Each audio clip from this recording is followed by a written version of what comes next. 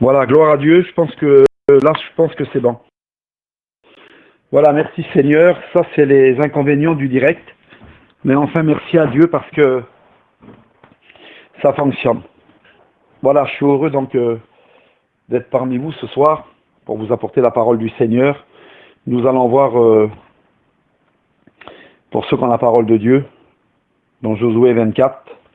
Nous sommes en Josué 24 et nous pouvons voir une vue d'ensemble sur le peuple d'Israël. À ce moment-là, Dieu ouvre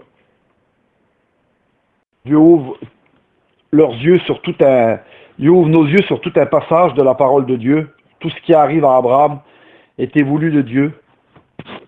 Alors on va faire ensemble une lecture qui se trouve en Matthieu 24. Et voilà ce qu'il nous est dit. Josué rassembla toutes les tribus d'Israël à Sichem, et il convoqua les anciens d'Israël, ses chefs, ses juges, ses officiers. Ils se présentèrent devant Dieu. Josué dit à tout le peuple, « Ainsi parle l'Éternel, le Dieu d'Israël. Vos pères, Térach, père d'Abraham et père de Nahor, habitaient depuis toujours de l'autre côté du fleuve, et ils rendaient un culte à d'autres dieux. J'ai pris votre père Abraham de l'autre côté du fleuve, et je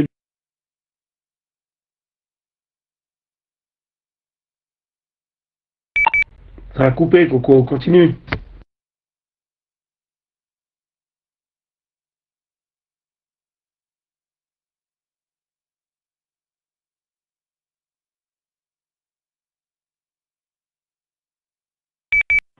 parce qu'il est parti chercher un peuple, et puis il est parti chercher un foyer étranger à cette époque, Abraham.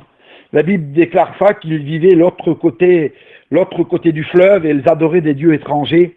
Et puis la parole de Dieu nous dit ça, son père, Térach, rendait un culte à d'autres dieux. Il ne connaissait pas l'Éternel. Dieu choisit Abraham. Et dans la vie d'Abraham, il n'a pas choisi un foyer où il n'y avait pas de difficultés, si vous préférez. Il n'a pas choisi un beau foyer où il n'y avait pas de problème, où il y avait rien, où tout était neutre. Non, justement, il a choisi un foyer avec un problème à l'intérieur. Et dans le foyer d'Abraham, il y avait un grand problème, un problème énorme. Et voyez-vous, l'histoire d'Israël a commencé dans l'impossibilité, dans l'incroyable. Impossible pour Abraham. Alors Dieu choisit le foyer à Abraham pour bénir Abraham, pour se faire un peuple. Mais quand il choisit Abraham, à l'époque, la Bible nous dit ça, dans le foyer d'Abraham, il y a beaucoup d'impossibilités à cette époque-là. Dans son foyer, il y a la stérilité. Sa femme ne peut pas avoir de petit bébé. Voyez-vous? Et quand il appelle Abraham, il parle à Abraham, il appelle Abraham, il parle à Abraham, et il lui promet à Abraham qu'Abraham aurait... Et il promet à Abraham qu'Abraham il aurait une postérité comme le sable de la mer et comme les étoiles du ciel. Alors je suppose que le soir, Abraham devait sortir dehors, et quand il devait regarder le ciel, le Seigneur devait lui parler. Il devait lui dire, tu vois Abraham, ta postérité, elle sera comme les étoiles du ciel. Et combien de questions dans son cœur, imaginez-vous. Parce que Abraham, c'était des gens qui étaient riches, qui étaient bien, qui avaient du bien-être, qui étaient bien. Et je suppose qu'ils ont dû aller voir des tonnes de docteurs, imaginez-vous. Imaginez-vous combien de choses qu'ils ont dû faire. Il n'y a rien qui a marché. Et puis d'un seul coup, Dieu appelle Abraham. Imaginez-vous, Dieu appelle Abraham. Et puis Dieu lui promet que sa postérité elle sera comme les étoiles du ciel et comme le sable de la mer. C'est quand même incroyable. Et Dieu a démarré un peuple comme ça. Il a démarré un peuple dans l'impossible. Parce que nous avons, frères et sœurs, le Dieu de l'impossible. Même quand il y a des choses qui sont impossibles, eh bien avec lui, ça marche. Ça marche. Son foyer ne pouvait pas porter aucun fruit. Eh bien quand Dieu l'a appelé, eh bien à ce moment-là, ça va changer. Et quelle beauté.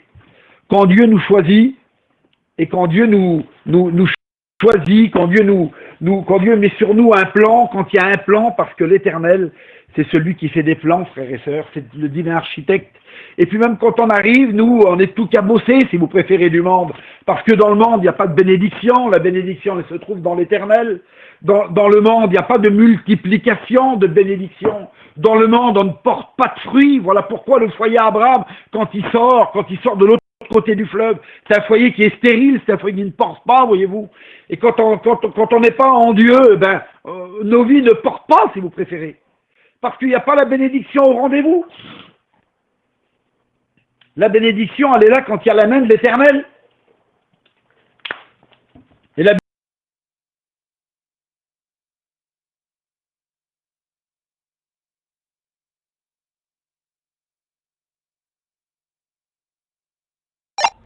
Coco, ça a coupé.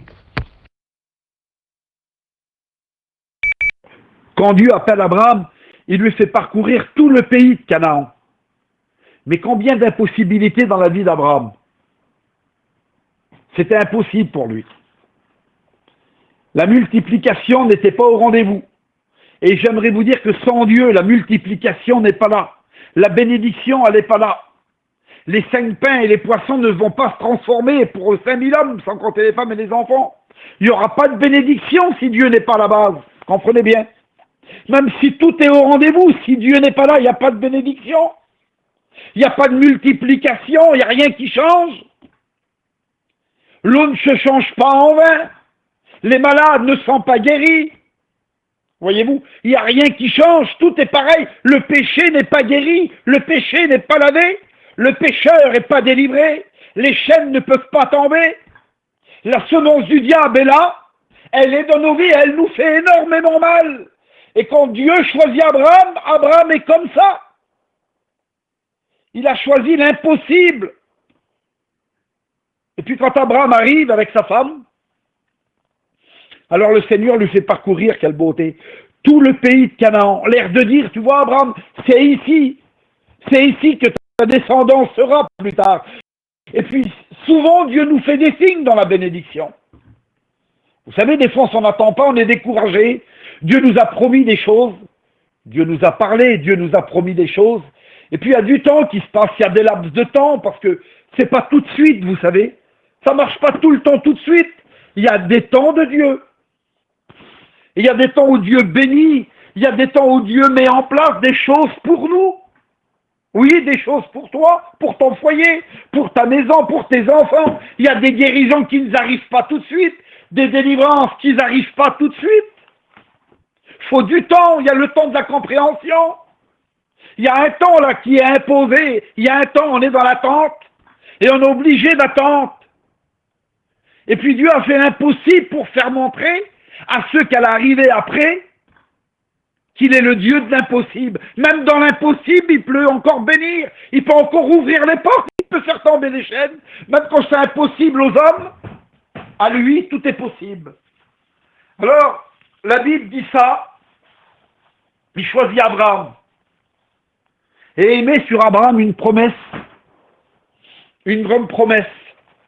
Abraham, ta descendance sera comme le sable de la mer, comme les étoiles du ciel, mais un peu compliqué quand même. Un peu compliqué pour Abraham. Et là, il est en train de nous faire montrer la preuve. Il est en train de nous faire montrer qu'avec rien, il peut faire beaucoup. Voyez-vous? Parce qu'il n'y a rien de possible dans le peuple d'Israël. Tout est impossible. Le départ, c'est l'impossible. Mais nous avons le Dieu de l'impossible, alléluia. Nous avons le Dieu qui transforme, le Dieu qui change. Le Dieu qui opère des miracles dans le monde qui est invisible. Et puis d'un seul coup, il n'y a rien qui marche, il n'y a rien qui va, et d'un seul coup, toutes les portes, une après l'autre, s'ouvrent. Et puis d'un seul coup, on voit, ça arrive, on voit la présence de Dieu arriver. On voit les gens se transformer, nos situations bouger. Peut-être depuis des années, on a des situations qui sont bloquées, renfermées, on se demande pourquoi. Mais Dieu connaît tout, il a tout dans ses mains. Parce que c'est lui qui nous fait parcourir le pays, c'est lui qui nous le fait parcourir, alléluia. Parce qu'il est présent dans nos souffrances, il est présent dans nos maux, voyez-vous. Il n'est pas invisible, si vous préférez. Il est bien présent. Et regardez qu'est-ce qu'il dit un peu plus loin. J'ai multiplié sa descendance et je lui ai donné Isaac. Gloire à Dieu. J'ai multiplié sa descendance et je lui ai donné Isaac. Alléluia. Oui, il lui a donné Isaac. Il lui a dit, il lui a donné. Et combien de fois Dieu nous rassure dans nos bénédictions? On a des manques de patience, c'est lent. Il y a du murmure qui serait dans nos cœurs. Il y a des choses qui arrivent qui ne sont pas la gloire de Dieu. Mais peu importe. Quand Dieu décide de bénir, frères et sœurs, il bénit. Alléluia. Il bénit. Et la finalité, c'est que Isaac est arrivé, peu importe comment, ça arrivait, mais à coup sûr, ça arrivait. Après, ça regarde Dieu, c'est le secret de Dieu. C'est le secret de Dieu. Ça lui regarde comment il a fait. C'est l'impossible de Dieu, mais à coup sûr, ça a marché. Et j'aimerais dire que dans ton impossible à toi, ses regards sont sur toi. Ils sont sur ton impossible. Parce que Dieu travaille dans des terrains comme ça, des terrains où il n'y a rien, voyez-vous, des terrains où on est seul dans la famille, où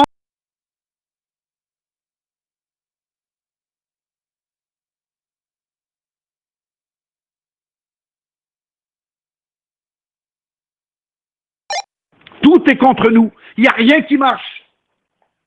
Là où on pose les yeux, on voit que du contraire. Pourtant, Dieu est là, bien présent, voyez-vous. Abraham voyait le contraire, mais il était bien présent, le Seigneur. Et puis ce qu'il lui avait dit, ça n'a pas manqué d'arriver. La Bible dit ça, il lui a donné Isaac. Et puis il dit ça, l'Éternel, j'ai donné à Isaac Jacob et Ésaü. Regardez. J'ai donné en propriété à Ésaü la montagne de Séhir. Mais Jacob et ses fils sont descendus en Égypte. Et la Bible nous dit ça. La Bible nous dit ça. Jacob, la Bible nous parle de Jacob aussi. Jacob, la Bible nous parle de Jacob. Jacob le surplanteur, la Bible dit ça. Le trempeur, la Bible dit ça. La Bible dit que Isaac était devenu vieux. Et Isaac voulait donner la bénédiction à son fils. Alors il appela son fils aîné Ésaü, le premier-né. Et la Bible dit ça. Isaac dit à Ésaü, prépare-moi un régal. Comme je sais que toi que tu es un chasseur. Et Isaac était amateur du gibier. Alors il dit, prépare-moi un régal et après je te donnerai la bénédiction. Et la Bible dit ça, que sa femme, Isaac, va écouter. Elle va appeler Jacob.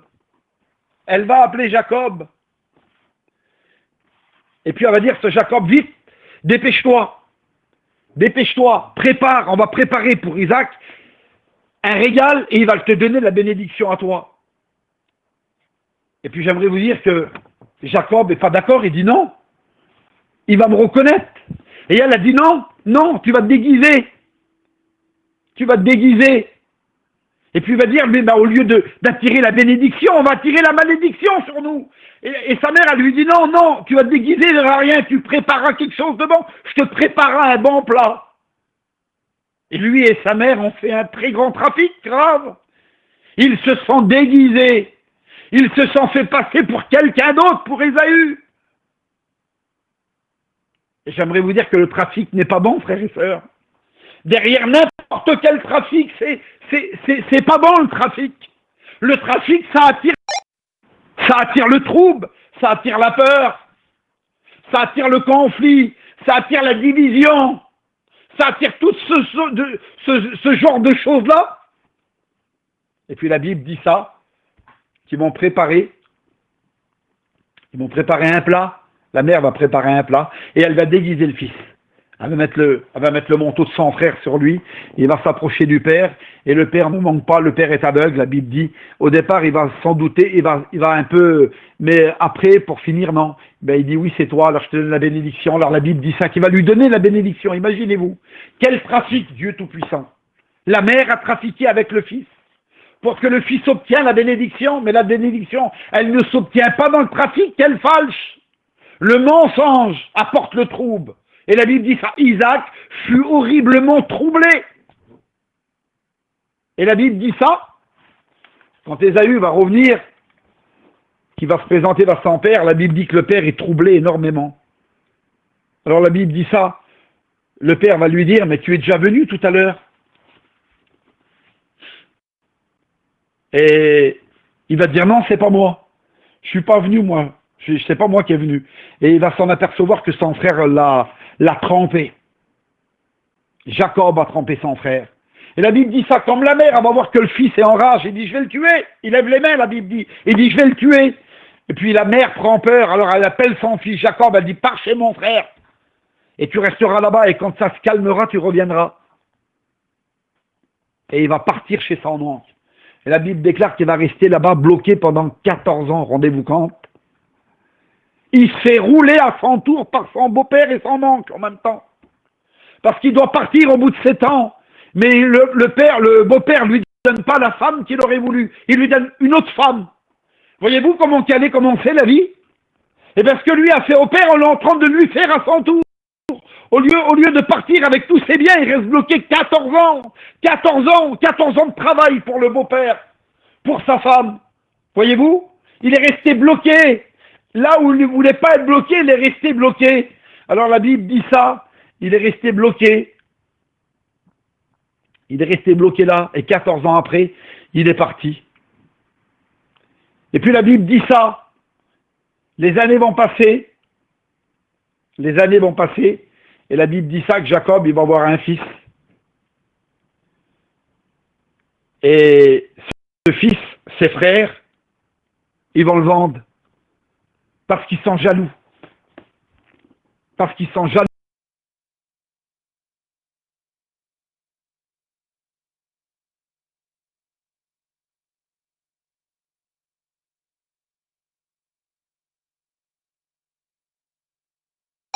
Coco, ça a coupé.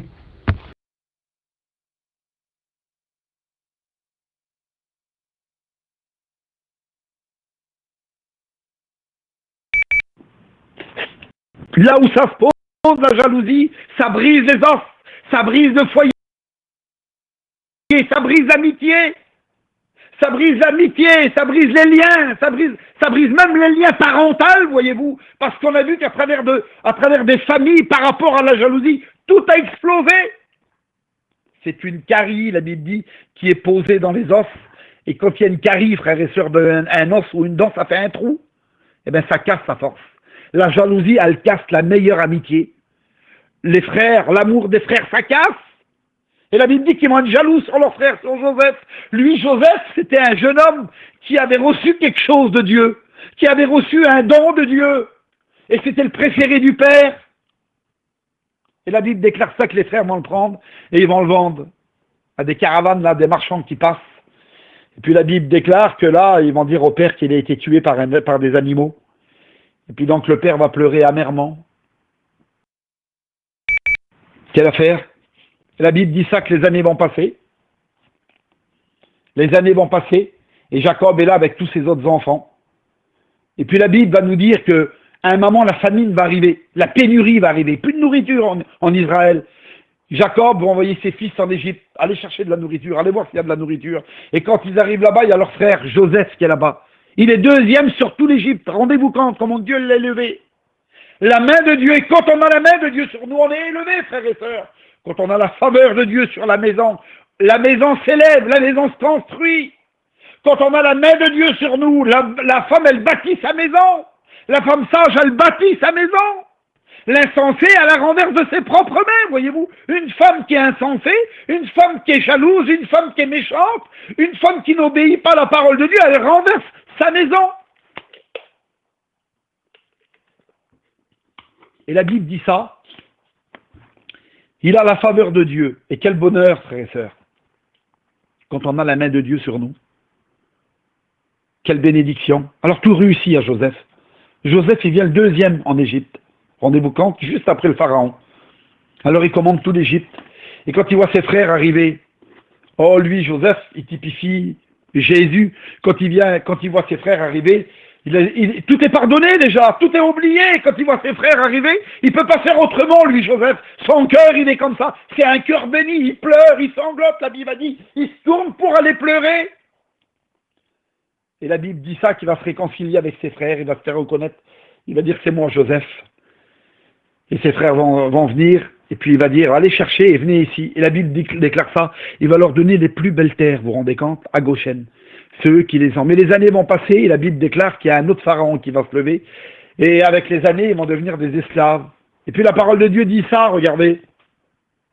Jacob et ses fils descendirent en Égypte, pardon. Regardez. J'ai envoyé Moïse et Aaron et j'ai frappé l'Égypte parce que j'ai fait au milieu d'elle. Et puis je vous ai fait sortir. Et puis quel bonheur, frères et sœurs, quel bonheur, quelle réjouissance, quelle fête. C'est la fête, frères et sœurs. Quand on sort du monde, quand on sort de l'esclavage, quand on sort des griffes de Satan, des griffes des démons, quand on vit, frères et sœurs, dans l'esclavage satanique, quand on vit dans la séparation, parce que des fois on est présent dans nos familles, dans nos foyers, mais on est séparés, on ne voit pas nos enfants grandir. On ne voit rien, même dans nos foyers. Quand Satan a la main sur nous, même dans nos foyers, on ne voit pas nos enfants grandir, on ne peut pas apprécier nos campagnes. On peut pas, il y a rien qui est établi. Mais quel bonheur quand on sort de l'esclavage. Quand la liberté elle arrive, quel bonheur, quel bonheur. Quelle fête, quelle joie quand la présence de Dieu elle rentre dans la maison. Et c'était les Juifs à l'époque, quand ils se dirigeaient, vous savez-vous, en direction du placard de la maison, qu'ils allaient prendre une portion de la Bible qu'on appelait les halal, c'était les psaumes. Quand ils allaient ouvrir le placard avant d'aller, toute la maison, rendez-vous compte, était en fête. Toute la maison dansait, ça acclamait l'Éternel, ça frappait des mains, on jouait de la musique, les femmes dansaient. Tout le monde était réjoui parce qu'on allait ouvrir la parole de Dieu. Parce que quand on ouvre la parole de Dieu, c'est la fête, frères et sœurs. Quand on ouvre la parole de Dieu, quand la présence de Dieu elle est là, les démons s'enfuient, la captivité elle part. Quand l'onction est là, l'esclavage disparaît, les démons s'enfuient, le possédé il est livré, le malade est guéri. Parce que l'onction brise les jougs, frères et sœurs. Le gras brise les jougs, frères et sœurs. L'onction, elle libère, frères et sœurs. L'onction, elle rend libre, frères et sœurs. Elle apporte la joie dans nos cœurs. Elle apporte la fête, l'onction. L'onction délivre. C'est l'onction que l'Éternel nous donne pour accomplir. Qu'est-ce qu'on a à accomplir? C'est l'onction qui fait la différence d'un homme de Dieu, frères et sœurs. L'onction est là et tout part, frères et sœurs. Toute la semence du diable, elle part. La semence du diable, elle disparaît quand l'onction de l'Éternel est là, quand la puissance de l'Éternel est là. Alors j'aimerais vous dire que l'onction libère le cœur de l'homme. Elle apporte du baume dans le cœur de l'homme, de la restauration, de la liberté. Elle nous apporte ce repos profond que tu as besoin peut-être dans cette soirée. Peut-être que tu es pris peut-être par les cachets, par les nerfs, par le noir. Peut-être que tu es en deuil. Ça fait peut-être des années que tu es en deuil, toi. Et tu ne peux pas sortir, pardonnez-moi. Il y en a qui sont prisonniers par les morts, je m'excuse de prononcer ce mot. Mais il y en a qui sont prisonniers, le diable les a enrôlés dans le noir, voyez-vous. Eh bien, j'aimerais te dire que le noir apporte la tristesse. Et puis bien souvent, le diable ligote dans le noir. Vous savez, le diable ligote. Et bien souvent, il y en a qui prennent des cachets. On est des chrétiens pourtant, mais on prend des cachets, on ne peut pas dormir, tu vois frère, on ne peut pas faire autrement. On a perdu des gens importants, mais je comprends, Dieu le sait. Mais quand on est un chrétien, il y a l'espérance, frères et sœurs, dans nos cœurs. Tu ouvres la porte, l'ennemi rentre, il te rend captif. Tu es prisonnier, tu as besoin peut-être de délivrance dans cette soirée. J'aimerais te dire que l'onction libère. L'onction, elle rend libre. Elle rend libre de nos maux, de nos maladies, de nos souffrances, de nos séparations. C'est l'onction de l'Éternel qui enrichit. J'aimerais te dire que dans cette soirée, sais-tu que tu peux être délivré? Sais-tu que tu peux devenir quelqu'un de nouveau, avec un nouveau regard, un nouveau sourire? Être agréable, peut-être que tu es plus agréable, toi, depuis des années. Tellement de souffrances accumulées, tellement de souffrances depuis toutes ces années. Tu ne parles pas. Depuis toutes ces années, tu souffres tellement. Mais j'aimerais dire que ce soir, il y a la solution. Il est là avec son baume pour passer sur nos plaies, pour passer sur nos cicatrices. J'aimerais te dire que Jésus t'aime. Et si tu veux, ce soir, il peut te délivrer. Il peut faire tomber tes chaînes que le diable a mis à tes pieds, à tes mains. Peut-être que tu es là, toi. Peut-être que tu écoutes, tu n'as pas l'habitude. Tu es quelqu'un qui prend des substances. Peut-être que tu te drogues ou tu bois. Ou tu es peut-être asservi par les plaisirs diaboliques. par des passions qui t'enchaînent diaboliques depuis des années. Peut-être que le monde des ténèbres, toi, t'as renfermé, tu es quelqu'un de renfermé, tu es quelqu'un qui touche à des choses, tu veux même pas en parler parce que c'est la honte. Le diable t'humilie tellement avec ça, il t'écrase tellement. Tu vis peut-être dans le noir, tu as peut-être besoin d'aide, tu as peut-être besoin que le Saint-Esprit vienne à ton secours. Tu as peut-être besoin qu'on vienne t'aider dans cette soirée. Peut-être qu'après, tu vas appuyer peut-être sur le bouton pour pouvoir t'exprimer, pour pouvoir vider ton cœur. Parce que le Saint-Esprit est en train d'enlever déjà là. Il est en train d'enlever le poids qui t'écrase, qui t'opprime. Il est en train de passer la main à travers la parole et ôter le filet de l'oiseleur sur ta vie. Le piège qui t'a tendu, le trou qu'il a fait devant pour que tu puisses tomber dedans. Le piège, l'embuscade qu'il a fait depuis toutes ces années, il a mis des liens à tes pieds, à ton cœur est lié et tu es quelqu'un de lié, tu es quelqu'un de prisonnier par la puissance des ténèbres. Oh oui, tu touches à beaucoup de choses. J'aimerais dire que dans cette soirée, tu peux être délivré par le sang de Jésus. Tu m'écoutes? Par le sang de Jésus, tu peux être délivré. Tu peux rentrer dans la maison du Père. Et quel bonheur quand tu rentres dans la maison du Père. Je t'assure qu'il y a du pain en abondance pour toi. Oui, toi qui pleures, toi que ton mari se drogue, tes enfants se droguent. Peut-être que tu es fatigué, tu as besoin de restauration. Ton amour a besoin d'être renouvelé, peut-être pour ton mari ou pour ta femme, parce qu'elle est tellement agitée. Il est tellement agité. J'aimerais te dire qu'il va renouveler ton amour, il va te redonner de la patience, il va faire tomber les liens qu'il y a dans ta maison. Il y a des liens dans ta maison, il va les faire tomber, parce que c'est la puissance de l'Éternel qui agit. C'est l'onction du Tout-Puissant qui agit. Tu le crois? Moi j'y crois. Il a délivré tout un peuple en une soirée. Oh, il y en avait, vous savez. Il y en avait des captifs depuis 430 ans. En une soirée, il a tout délivré. Il a acheté, comme Donald, il a dit tout à l'heure, le cavalier, son cheval et le cavalier, il l'a acheté à la mer. Quelle beauté, sa gloire a éclaté. C'est l'Éternel des armées, c'est le patron, c'est le chef, c'est le Tout-Puissant. Le Tout-Puissant, il n'y en a pas d'autre. Il s'appelle l'Éternel des armées. Il est 3 fois saint, il est puissant. Tout lui obéit. Quand sa voix, elle sort, tout lui obéit. Le ciel lui obéit, le soleil, la lune, les étoiles. La pluie, la neige, le vent, le monde lui obéit, tout se courbe devant lui. C'est l'Éternel des armées, même les démons se plient devant lui, devant sa volonté, tout obéit. Il n'y a rien qui ne lui obéit pas. Tout lui obéit, même les bêtes des champs, les plantes, la verdure, tout lui obéit. Il s'appelle l'Éternel, l'ancien des jours. Alléluia, il trône, il est sur le trône, et il donne des ordres, il tombe de sa voix. Et puis souvent, alléluia Seigneur, souvent, il vient parcourir nos cœurs par le Saint-Esprit, quelle beauté. Des fois, on est découragé. Des fois, on est abattu. Abattu par la tristesse, par le rejet, par le manque d'amour, par le manque de tout, dévêtu. Arrêté au bord du chemin. Arrêté au bord du chemin. Dévêtu. On a froid. Le monde nous a rendus nus, pardonnez-moi. On est dévêtus. Le monde nous a dévêtus. Le diable nous a dévêtus. On est au bord du chemin dans notre humilité. On est écrasé, on est humilié. Le monde nous a humiliés par divers patients, par divers problèmes, par toutes choses, des choses impures. Mais j'aimerais te dire que dans cette soirée, il relève celui qui est sous le fumier. Il le relève, la Bible dit, il fait asseoir avec les notables, avec les gens importants. Et j'aimerais dire que c'est ce qu'il veut faire avec toi. Alors j'aimerais qu'on prie le Seigneur, si vous voulez. J'aimerais pas aller plus loin. J'en ai assez dit.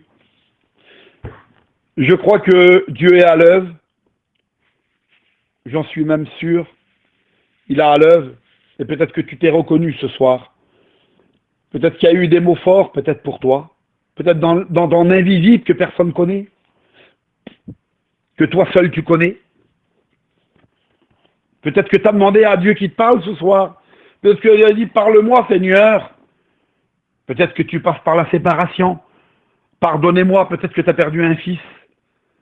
J'aimerais te dire que l'Éternel, le Tout-Puissant, il est capable de tout changer. Il est capable de tout transformer. Il est capable de t'apporter la paix, même à travers ton tourment. On l'a déjà vu plein de fois. Dieu des témoins, c'est vrai ce que je dis. Les frères qui m'écoutent le savent. Il apporte la paix là où il n'y a plus la paix. Là où tout est cassé, tout est brisé, tout est ruiné. Là où la maison a pris feu, là où il n'y a plus rien, il est capable de reconstruire. Le Seigneur me l'a dit. Il reconstruit dans les ruines. Là où il n'y a plus rien, où le diable est passé, où il a tout brisé, tout ruiné, tout cassé. Il a mis la faillite, l'explosion, la bombe. Il n'y a plus rien. Et bien là, il est encore capable de bâtir, de construire, de libérer le cœur. Ton cœur prisonnier, ton cœur qui a de l'infection dedans peut-être. Des années de souffrance pour toi, des années de galère, tu demandes la mort. Tu as même pensé au suicide. Animé tes pensées par les démons. Suicide-toi, tu seras débarrassé. C'est trop lourd, c'est trop dur. J'aimerais dire que tes pensées ne viennent pas de Dieu. T'as pas le droit de faire ça au nom de Jésus. Je t'ordonne de ne pas le faire au nom de Jésus. Parce que derrière, si tu te suicides, qu'est-ce que c'est? T'as pas accepté Dieu. C'est l'enfer derrière. Alors dans cette soirée, le Seigneur t'appelle. Alors si tu veux, tu pourras appuyer sur le bouton tout à l'heure pendant la prière. Tu pourras t'identifier. Et des frères vont prier pour toi. Tu seras délivré. Tu seras quelqu'un de nouveau. Oui, tes liens vont tomber. Je te le promets que tes liens vont tomber. Tes liens de la servitude vont tomber.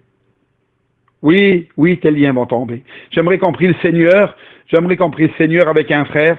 J'aimerais qu'on prie le Seigneur avec Donald. Vas-y, Donald, prie le Seigneur.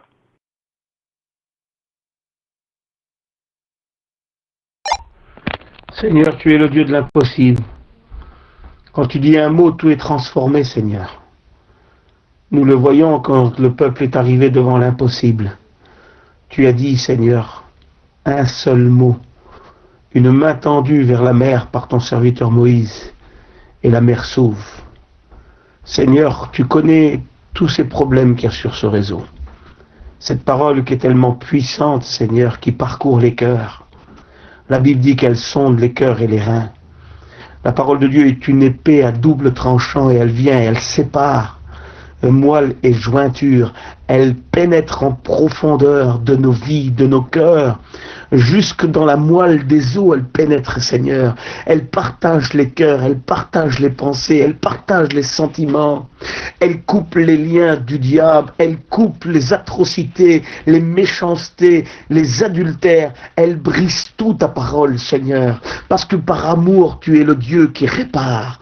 Tu es le Dieu qui reconstruit. Tu es le Dieu qui relève. Tu es le Dieu qui délivre. Tu es le Dieu qui sauve. Tu es le Dieu qui guérit. Tu es le Dieu qui apporte la joie. Tu es le Dieu qui apporte la bénédiction. Tu es le Dieu qui nous aime. Tu es le Dieu qui parle à travers tes serviteurs remplis de l'esprit. Tu es le Dieu qui brise les jougs, qui détruit les actions ténébreuses. Tu es le Dieu qui relève, le Dieu qui pardonne, le Dieu qui aime. Le Dieu qui ne juge pas, qui ne jette pas la pierre, mais qui dit va et ne pêche plus. Voilà notre Dieu à nous. C'est le Dieu qui libère les hommes et qui vient même jusqu'à chercher dans les cimetières ceux qui sont abandonnés. Tu traverses le lac et tu viens à la rencontre des possédés, ceux qui sont possédés, ceux qui vivent dans les cimetières. Tu es le Dieu d'amour. Le diable a voulu t'arrêter en te perçant les mains, et les mains de Jésus ont été percées pour Donald, pour tous les auditeurs, pour la terre entière. Les mains de Jésus ont été percées par amour pour nous. Tes pieds ont été percés par amour pour nous. Tu as porté la couronne d'épines par amour pour nous. Ton dos a été labouré par amour pour nous. Ton côté a été percé par amour pour nous. C'est nous qui aurions dû être à la croix. Le châtiment qui nous donne la paix est tombé sur lui. C'est moi qui aurais dû passer à la croix, mais parce que tu m'as aimé, parce que tu as pensé à moi, parce que tu m'as libéré, tu as pris ma place. Lorsque nous étions encore des pécheurs, Christ est mort pour nous. Et ce soir, nous ramenons par la prédication tous les problèmes, tous les gens qui sont en train de mourir dans leur misère. Nous leur disons par la prédication que Christ est la solution, que Christ libère, que Christ aime encore, que Christ pardonne encore. Nous faisons taire le diable par la prédication. Nous le mettons assujetti, nous l'écrasons même s'il nous a fait des misères, mais par la prédication remplie d'onction, le diable se tait ce soir. Parce que Dieu a parlé et Dieu donne de l'espoir à tous ceux qui en ont besoin.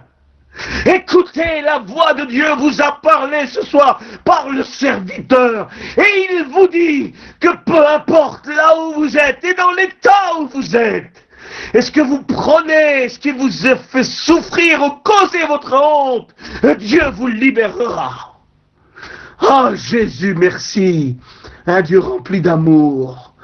Ah, la honte était sur le possédé de Gadara, mais tu l'as revêtu, tu as pris soin de le revêtir. Oh, merci Père, pour la prédication. Libère, je pense que ce message est parti dans un cœur. Il est en train de faire un effet puissant de l'onction pour détruire les jougs du diable. Oui, l'onction brise les jougs. Et nous prêchons la parole avec l'onction de Dieu, le Saint-Esprit qui accompagne cette parole. Que Dieu soit béni, que Dieu soit loué. Nous faisons taire les raisonnements, nous faisons taire les actions ténébreuses, nous faisons taire la voix du diable par la parole puissante, la parole puissante, la parole vivante, la parole puissante, nous la prêchons avec autorité. Nous la prêchons avec foi, nous la prêchons avec amour, nous la prêchons pour aider, sortir les gens de la misère, car nous savons la puissance de la parole qu'elle a. Merci Père, merci Père, merci Père.